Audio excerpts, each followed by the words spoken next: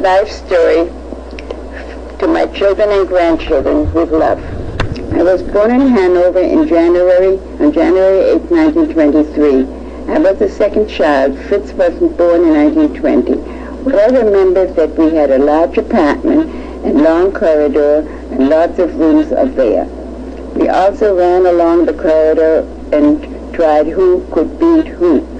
My mother told me when we children came home from the hospital, they had nursemaids, Kinderfräulein in German. I know there was a lovely park nearby and also played with the children. My parents had good friends and the children played with us. I don't know too much else from Hanover, as in 1930 we moved to Nuremberg.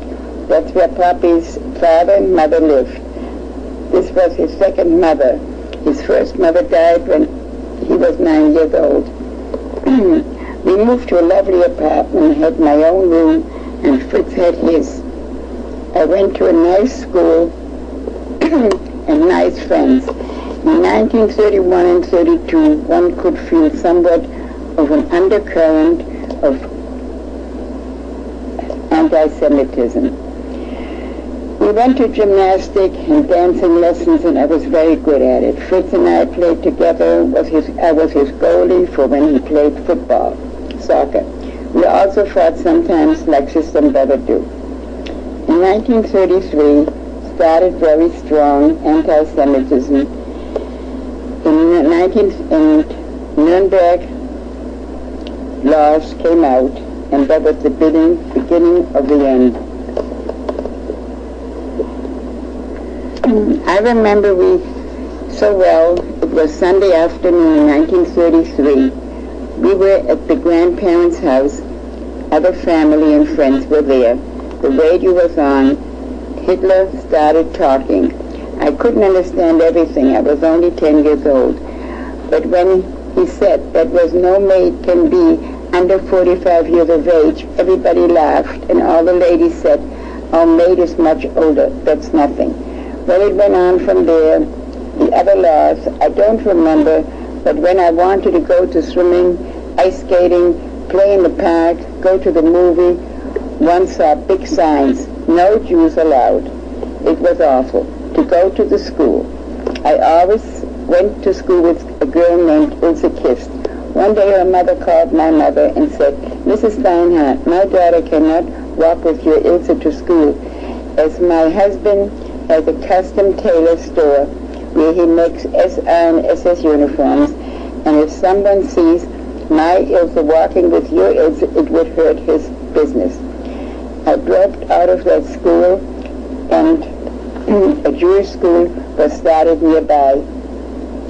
Later on, I went to Fürth, near Nuremberg, also Jewish.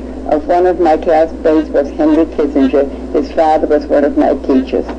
We had a sports club called Habonim, where we could meet some Jewish children and partake in 100-meter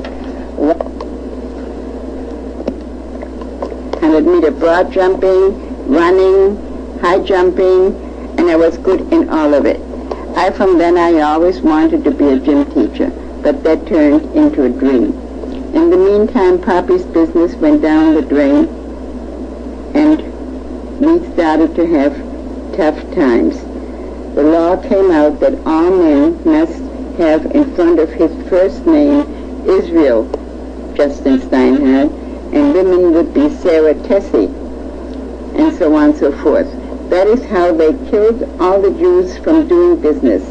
As the invoice you sent to them, to your customer, they knew right away that you are Jewish, and that finished that. As Papi was in the USA from 1906 to 1914, he was perfect in English. He then started to give English lessons for people who were leaving Germany. This was in the year of 1938.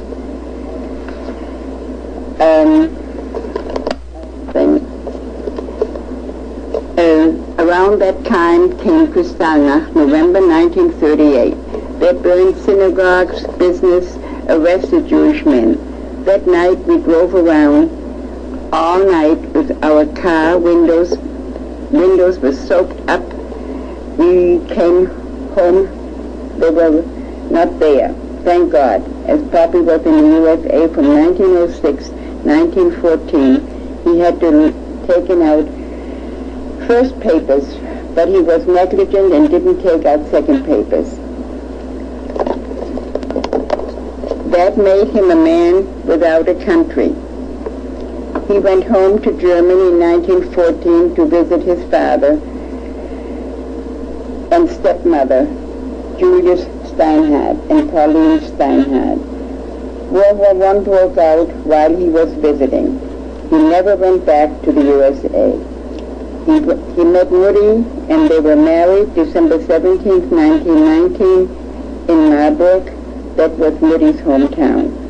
Woody's maiden name was Eitelberg. Her father, Hugo, died in 1902.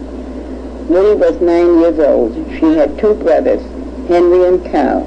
My grandmother, Rosa Eitelberg, was 31 years old with 3 children.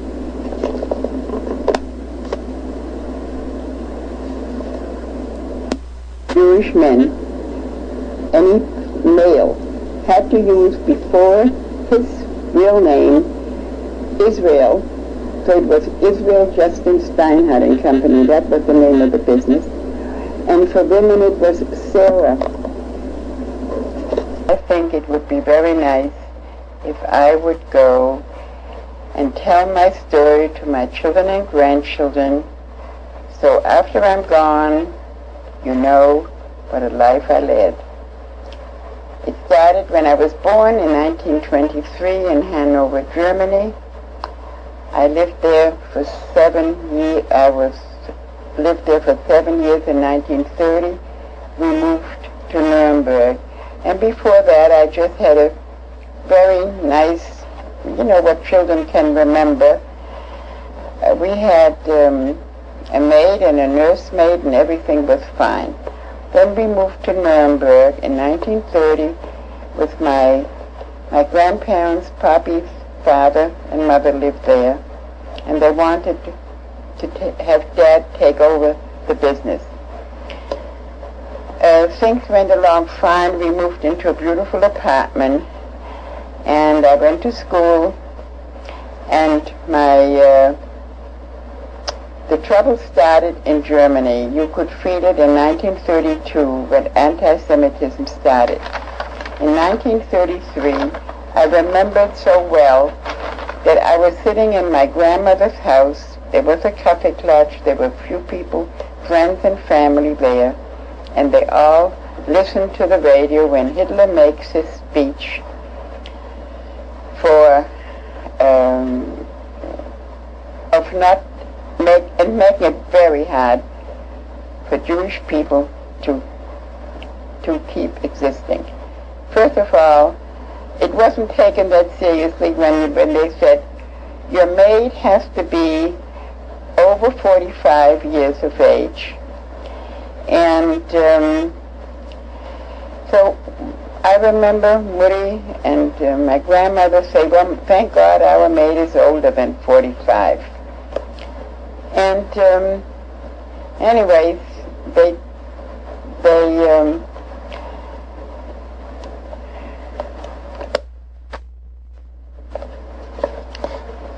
it continued on that you could feel it when you went to school, that things weren't the same. And for me, what I felt the first time when I walked to school every day with another girl, the name was also Ilse, and they were neighbors of ours on the same street. And the woman called up my mother and said, Mrs. Steinhardt, my Ilse cannot walk with your Ilse anymore to school. And my mother said, why? She says, well, my husband is a custom tailor, and he makes uniforms for the SR and the SS. And if they would see that my child walks with a Jewish girl, that would reflect on his business. So that was the first thing that I felt of anti-Semitism personally. Also, furthermore, when we wanted to go swimming, we got there, They put up signs, no Jews allowed. You went skating, no Jews allowed. No matter what you wanted to do, there was no Jews allowed. Whether you want a movie or anything of the sort. We had to leave the public schools. We had to go to the Jewish school, which was in Fürth, Nuremberg. That's where Henry Kissinger came from. And his father was my teacher. And we had to commute. And things were just harder. So I left school when I was 14 years old. My mother knew a milliner who said, why don't you send Ilse to me? I will teach her how to make hats.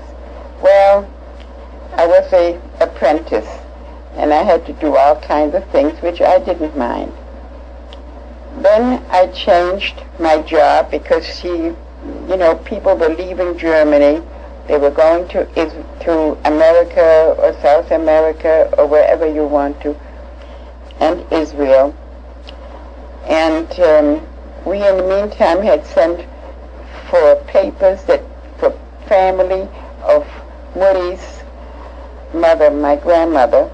I had a cousin who lived in Cincinnati, Ohio, asking for permit for visa, that they should send us papers that we can immigrate to America. They were very rich people, but couldn't care less about anybody else. They sent a paper for Papa that he can come to America. Well, he didn't go. So then came out, he tried to do his business, but then came another law out. In order, when he had to sell and make invoices for the business, his company was called Justin Steinhardt and Company. Well, you had to put up, every Jew had to put Israel Justin Steinhardt and Company. Well, that finished it, because a lot of Gentile companies had done business with Papi, but they would not order anymore. Every woman had to have Sarah in front of their name. Like Moody was Sarah Tessie Steinhardt. So that finished it. And so on.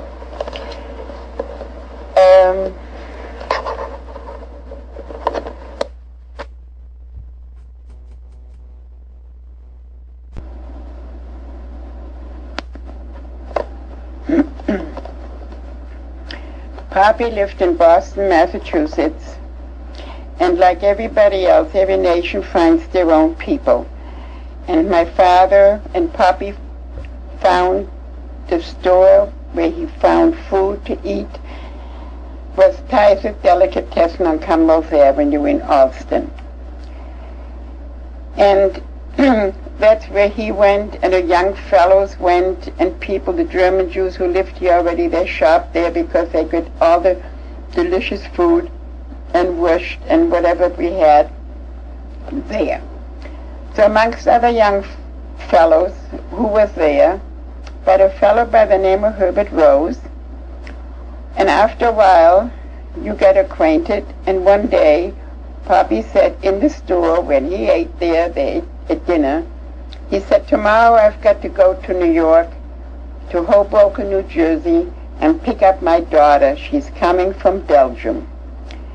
So, anyways, we came. He went to New York, he picked me up, we came back here, and Papi had a room on 1029 Beacon Street in Brookline. And when I came in there and I saw wire hangers hanging on the door, like where Papi had washed his clothes and hung his socks over that, I could just cry, because at home we had a maid who did all these things, and Papi never touched things like that. So these things stick in my mind. Then we had to look for a room for me for work, because we couldn't afford that I just lived someplace. So I stayed in Poppy's room, and the next day, Poppy already had lined up that I could go to an agency who could find ways for me to make a living. So the first job that I got was on 21 Sutherland Road in Brighton, a family that was a mother and a father and a little boy. Why they needed me in a one-bedroom apartment, I do not know, but they paid me $5 a week, and I had room and board, and that was the main thing. And Poppy was working whatever he was selling. He said at the time he was selling cheese, and we said the business really stunk because it wasn't very good business. So at this place, I only stayed 5 weeks.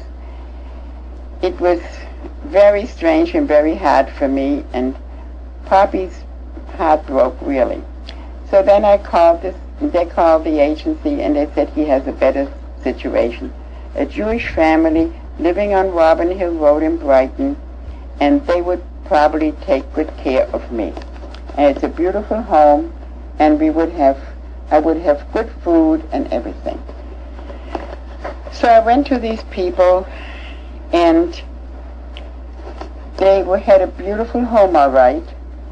They had lots and lots of money. But did I call them to be nice? I really wouldn't think so. After being a Jewish person and knowing a Jewish child, because I was only 17 at the time, knowing what I have gone through, that they were not nicer to me. I was nicer when later years, when I had my cleaning woman on Elmore Street. I was nicer to her than they ever were to me. There was a baby there, 14 months old, and a girl, 4 years old. In the middle of the night, the woman woke me up to go downstairs, warm the bottle, to bring it up to her. Then, once a week, her husband owned hotels, and every week on Wednesday, he had a chambermaid come, who did the bathroom floors, because there were 3 of them, and a giant kitchen floor, and helped me with the dirty work. This went on for about 3 or 4 weeks, and one day she didn't show up on Wednesday. I said, "Where's Mrs. Walsh?" So she said, well, she couldn't come. She's not well. So you do what you can. Do your best. So I did my best. Idiot I was.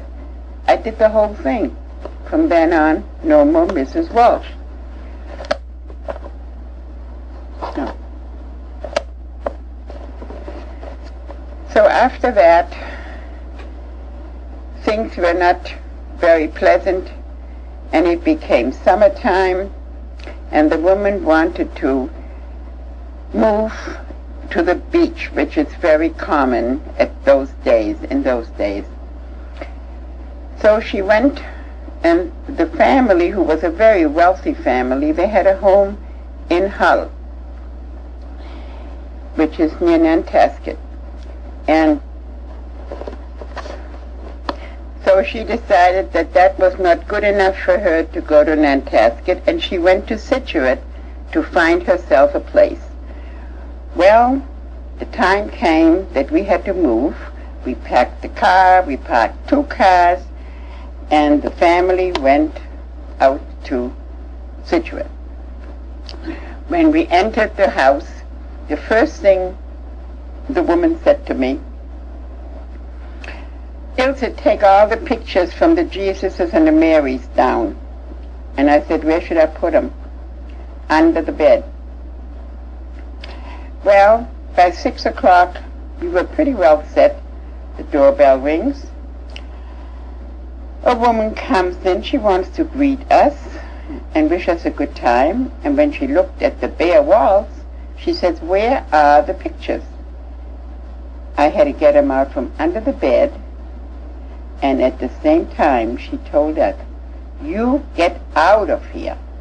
She didn't know when she rented this that we were Jewish. So what do you think we did? Ilse had to pack up the whole damn thing again, and all of us, and we went to the house in Nantasket. From there, she wasn't any much nicer or anything of the sort. I was really what you call not a maid. She just didn't treat me right. And anyways, the little boy, he was in the meantime 16 months old. And when you wanted to go down to the beach, it was way up on a hill like, you had to go downstairs until you get to the ocean, go down to the water. I had the little girl on my hand, and I had a child on my arm, and I went down there, and he had diarrhea, this child. And it was a brutal hot day, and he had an accident. Well, I said, well, I've got to go upstairs. I didn't have another diaper with me. So as I turned around, having Sandra on my one hand, Arthur on my arm, I turned around, and there she was standing up there and wanting to come down. I said, would you please come down? Mrs. Julian was her name. I never said the name yet. Please bring a diaper. She answered me, if you want a diaper, you come up and get it. Well, that's the straw that broke the camel's back. Because when I told this to Papi in the afternoon when he came to pick me up, because Wednesday was my half a day off, he said, you pick up your baggage and you come with me. At the meantime, you know, when I made $10 a week on that job, I always gave it to Papi. I had not a penny on me. But I didn't need any money because I had room and board. So we had to look for a place to stay. So we moved to Shaler Street in Brookline. There was a Mr. Culmus who had a house on 19 Shaler Street, which is off Harvard Street and Center Street in Brookline. Papi had one room, I had another room, and that's where we stayed. Papi had bought himself a car for $60 shortly after he was here, because he had to see customers. It was in June. It was a beautiful day that Papi was reciprocating for people who were very, very nice to him, who invited him for Friday night dinner many times. So Papi in return took them for a ride, Sundays to the beach or something like that.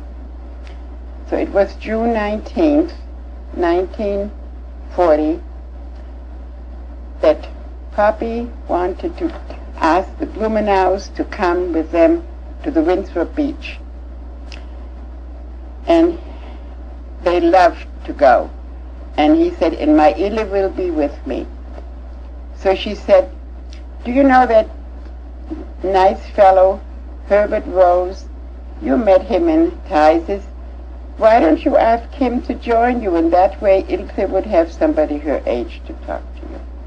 And that is how my love life began with your dad. I never had. From that time, we really, Daddy quite often called on me. We went out and all that, but in the meantime, I had to earn some money. So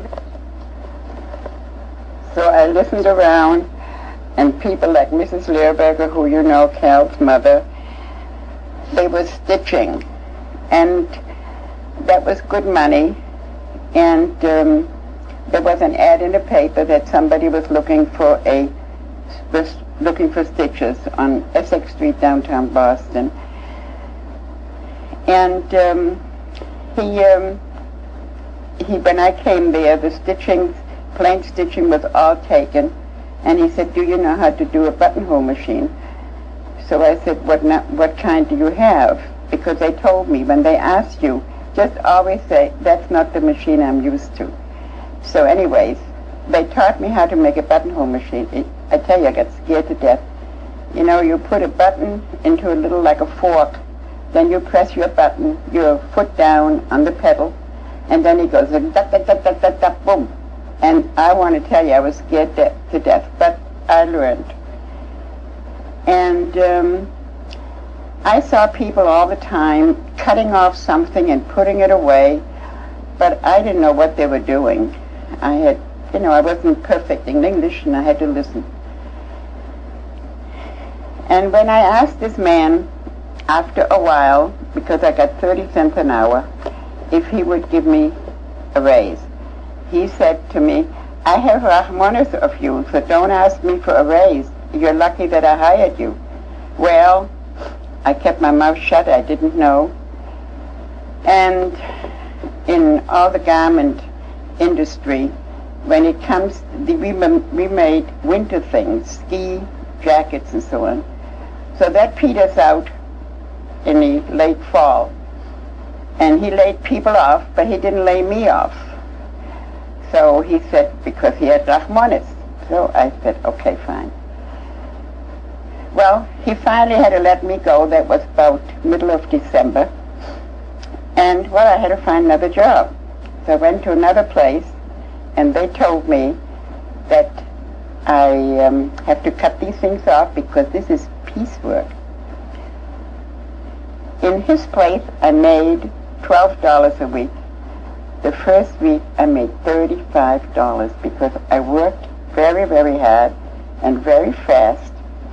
So you see how much rahmanas he had for his own pocket. He didn't want to spend the money, and I was a sucker. So from that eye on, no matter where I went, I always heard where they'd make more money, and I switched jobs. So when people said to me, where do you work now? I said, well, when did I speak to you last? So that was a joke. Anyways, Daddy and I, like I said, we always saw each other. And the first movie, I don't know whether, no, I didn't tell you that. He took me to see Snow White and the Seven Dwarfs because I didn't have to know much English of it because I knew the story. And we had just good times, and we had a bench up on Coria Hill, which you oversee the whole Boston. It's so beautiful, especially in the summer and the fall. And we saw each other almost every day. And the time has gone by, and we were now into 1941, and Moody still has not been here. And we knew that we were going to get married eventually, but we did not want to get engaged until Moody is here, and which was very, very hard because we tried to get Fritz over because they always denied him. They said he had a heart murmur at the consulate in Stuttgart. They gave Moody the papers that she could go, but Moody didn't want to leave Fritz alone. But my grandmothers, both of them, said, you have to go to Jake. You haven't been with him for 2 years, and almost 2.5 years, and you have to go, and when your parents file an application, then maybe you have a better chance that he can get over. Well, they tried that. They went to New York, and lo and behold, he finally got his papers. But the sad part was the whole thing, that the day he was to leave, a law came out in Germany. Nobody is to leave Germany if you're 18 years or older, up to 60 years old. And the day Fritz was supposed to leave, that was it. You can't even realize what it did to all of us. But life had to go on. We tried everything, but the end of the story is that he was in a concentration camp where we were notified in later years. It was in the concentration camp was called Spica, and it was in Riga. And that is the story as far as Fritz is concerned. We never heard from him again. In the meantime, Day and I got engaged June 19th, like the day we met. And then we decided that we're going to get married in 1942. And I said, oh, we can get married on Papi's birthday, the 22nd of February. So Daddy said, no, we're going to get married not on Papi's birthday because if Papi isn't here anymore and we want to go out on an anniversary and have a good time, you wouldn't feel right. And he was right about that. So then we decided on Monday of the week of the 21st that we're going to get married, finally. Because we didn't have to worry about invitations, because it was, we went to a rabbi's house, it was Rabbi Munk, whose uncle in Germany married Mom and Pop in 1919. So it was such a coincidence that we heard of him. And it was a Saturday night. We were Moody and Pop, Walter Klein, who was a friend of Dad's, and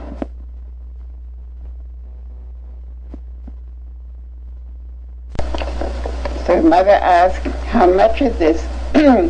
He said, $5. So Moody figured out that if two people can sit on a bench, that's a good buy. So they took it home. In the evening, we were so proud, we put it in the middle of the living room. Herbert, Daddy walks in. Moody says, Herbert, why don't you sit down? See our new couch, our new bench? Daddy, who weighed at the time 132 pounds, he sat down and he went right through it because the caning was so dry, it just broke. Well, as you see, this bench never left the house. It went from the cellar from 1941 into the cellar until 1959, until we moved when we bought our first house in Newton. But that is the story of the bench. Well, Daddy lived on Campbell's Avenue and we lived on Parkville Avenue. And we kept house, and I went to work. Every morning I asked Papi to give me a dime because streetcar were a nickel. I had to go downtown and I had to come home. So that was 10 cents a day for car fare. I took lunch, and I worked that, I'm sorry, I made a mistake. Wait a minute, I'll wind it back. Wait a minute.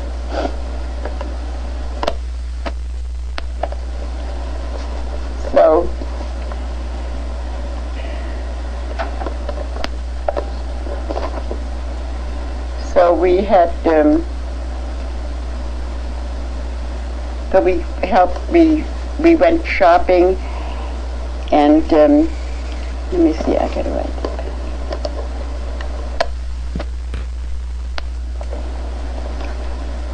So from then on, we started to work in a Watco because I was stitching there, and I took took Moody with me, and thought that she could get a job, and we did. Also 30 cents an hour. So from then on, we stitched, and we did all right. And then I went into town, and we had all kinds of jobs, but I don't even continue with that. But that's what we did until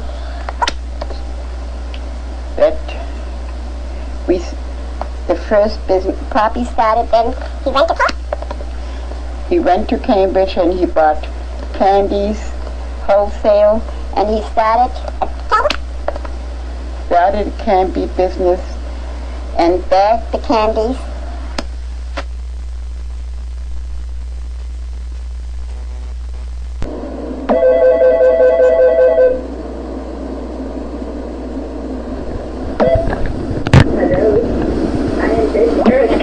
About 9:25. I'll bet you're not baking, but you're probably playing bridge. And I just got home and want to thank you for the wonderful package you put on my door. Those cookies, of course, are such a favorite. And your nice note was so delightful. I read it from John.